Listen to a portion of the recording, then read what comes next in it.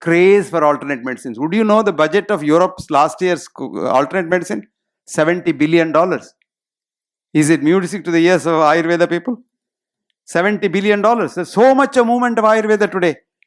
4 months ago, I was in Germany for an Ayurvedic conference of Europe. Again, in June, they have invited me to London for another meeting. See, there's a thick movement. Universities are interested. People are interested in Ayurveda because they have almost seen the horizon of Western medicine, non-scientific medicine, using linear mathematics as the base. And linear mathematics cannot be the base of modern science of human beings because human being is non-linear. Universe is non-linear. And quantum physics now says non-locality, things happen elsewhere. Supposing I am thinking about my friend in London now, some photons of mine will be acting on that man and you wouldn't believe it happens, You seriously think. Yesterday I finished my thing. I reached my room at 7:55. I just opened my door, my phone rings. And this man says, you must have finished your meeting. You must have come back. I just wanted to say hello to you. Can you believe that? Honest to God. He's about 85-year-old man called Linus. He's such a nice man. He's my friend. And he has to call me wherever I am in the world twice a day. And he knows to call me when I am in my room. That's the interesting part of it. He exactly knows. This is called non-locality. And non-locality was condemned by Einstein. He said, can't happen. Everything must happen here in my laboratory. Locality. Non-locality. What do you mean? Is God playing dice with the world? Einstein asked. Today he should be ashamed. Because today even we know what's called transportation, teleportation. You can convey an idea at a distance without any telephone wire, without any, cell phone and things like that. Experiments showed that you can evoke a potential in a brain of a yogi or a mystic. You can electrically evoke a potential and tell the yogi, transmit this potential to all your sishyas. And would you believe the potential gets transferred to the brains of all your sishyas? There's a yogi, professor of physics in Stanford University called William Teller. William Teller can convey his idea to any matter.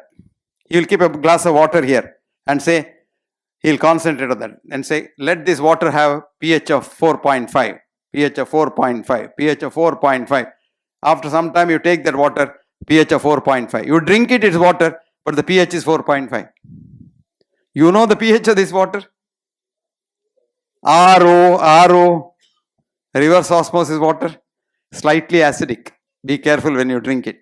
So if you want to drink it, put little lime in it and drink it so that it becomes alkaline. So you don't know what's happening in this world. You and I are taken for a ride. So friends, with all this background knowledge, now let me tell you, lifestyle change is the only future for your health. Your health is in your hands.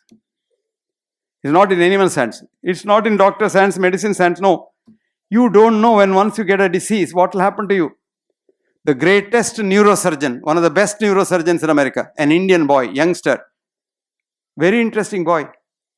He gets cancer at a young age, lung cancer. Boy who married an American girl, they were planning to have a child and he gets a little cough and loses weight and then writes a book. Bookkude per endu mane?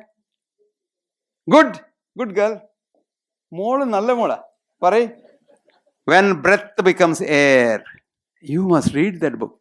You will cry. He's the best boy. Best neurosurgeon. And he is supposed to be the best, and 5 universities wanted him as professor. But he chooses his own university, Stanford, and joins there. His wife is an internist and they join. And then they choose the best cancer specialist in America.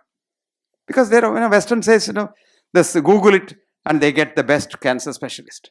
And this girl says, don't worry, your cancer has 3 treatments. 1, a tablet a day, 20 years life. If it fails, chemotherapy, 5 years of life. If it fails, radiation, surgery, another 5 years of life. So you have another 25 years of life, you can plan your family. Husband and wife plan for a child. And she becomes pregnant.